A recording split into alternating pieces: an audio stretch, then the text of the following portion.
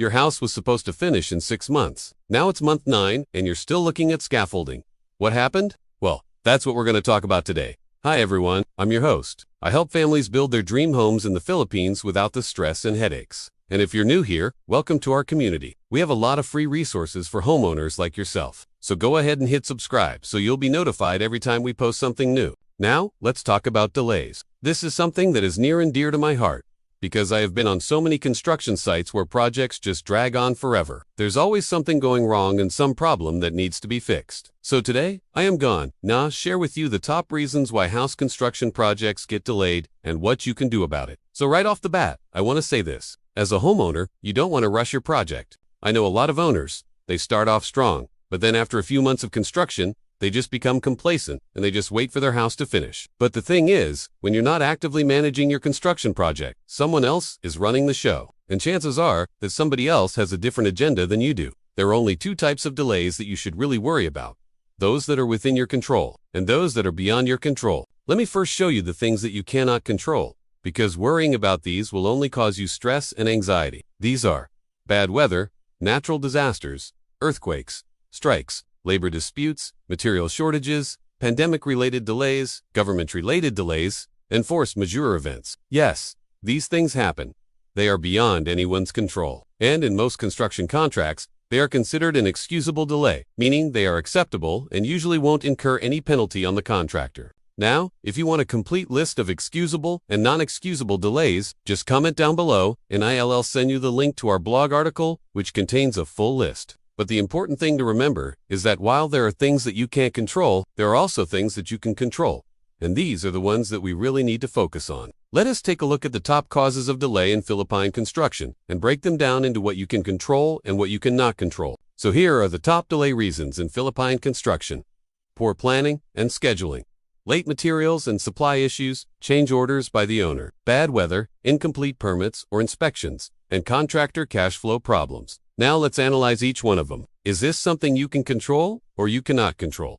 Let's start with poor planning and scheduling. This is when the contractor does not have a proper construction schedule and method statement for your project. They don't have a clear roadmap on how to execute the work efficiently. Sometimes contractors take on too many projects, so they overcommit themselves and they end up spreading themselves too thin. Or sometimes they don't have enough skilled foremen and engineers to properly manage the construction process. Whatever the reason, the result is the same: delays and frustrated homeowners. Now, is this something that you can control? The answer is yes and no. Yes, because if you hire a reputable and experienced contractor, they already have efficient systems in place to make sure that they can deliver on time. No, because even reputable contractors can have bad scheduling from time to time. Things change. New tasks are added to the scope of work. People get sick or injured. Permits are delayed. Materials are not delivered on time. And even the best laid plans can go awry. Late materials and supply issues. This is when materials and fixtures are not delivered on time, or the contractor did not order the materials ahead so that they were available on site when they needed them. Again, this happens a lot, especially when contractors are not well organized. Sometimes suppliers also have their own delivery issues. In some cases, materials may be delayed due to bad weather or traffic accidents, or the supplier simply doesn't have enough trucks to deliver to all their clients. Is this something you can control?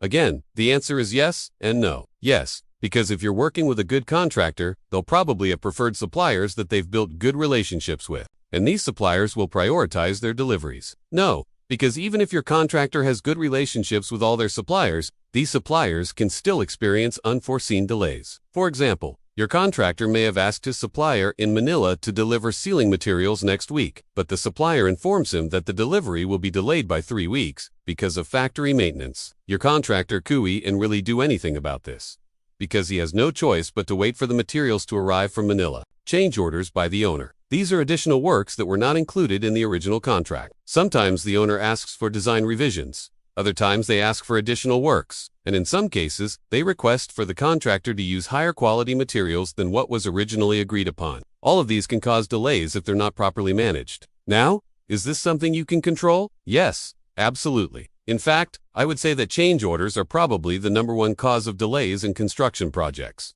I've seen projects that were delayed by months, just because the owner kept changing their mind about certain things. If you want to learn more about how to avoid change orders, check out our video on how to write a comprehensive construction specifications book. Bad weather. I already mentioned this earlier. It's an excusable delay, meaning it's beyond your control. And usually, reputable contractors already factor in weather delays in their construction schedule, incomplete permits or inspections. Now, this is something that you can control if you hire the right people to help you. When we work with our clients, we assign a permit expediter whose sole responsibility to coordinate with the local government to make sure that all permits and inspections are completed on time. If for some reason a permit or inspection is delayed, our permit expediter immediately escalates the matter to the relevant government offices so that it gets resolved quickly. Contractor cash flow problems. I've seen this happen quite a few times. A project starts off strong, but then, after a few months, the contractor stops paying their workers, so the workers walk out and the project stops. Turns out the contractor ran out of money. He had other projects that were delayed, so he could not pay for your project anymore. Now, is this something you can control? The answer is yes and no. Yes, because if you're hiring a big and reputable contractor, chances are they have enough cash reserves to keep your project going.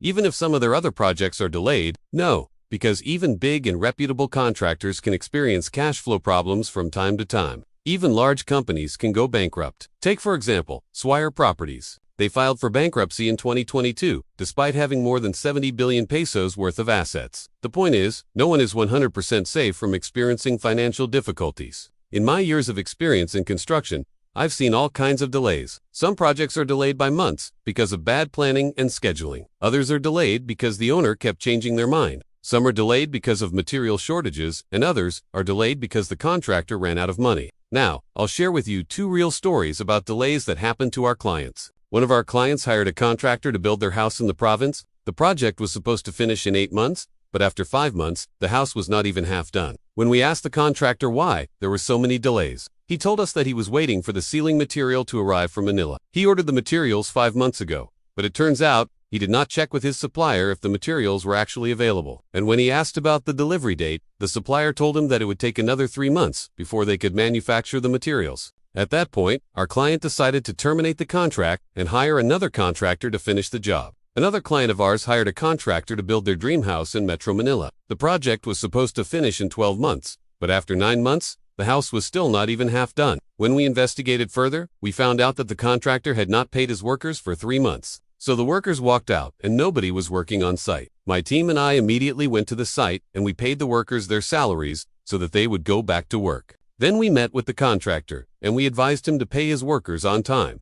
so that this would not happen again. After that incident, the project was able to continue and it was finished 2 months later. You can see that both of these projects were delayed because of poor planning and cash flow problems. But the thing is, even if you hire the most reputable contractor in the country, delays will still happen sooner or later. The question is, what do you do to minimize the impact of these delays? So, here are 4 things that you can do as an owner to avoid delays. No one. Make sure that all designs and permits are ready before construction starts. Delays in acquiring designs and permits are usually caused by the owner, not the contractor. For example, you tell your architect to finish the construction drawings, but he tells you that he is waiting for you to decide on the type of tiles you want for your kitchen backsplash. It's still better to select the tiles first, but try not to let this kind of thing slow down your construction.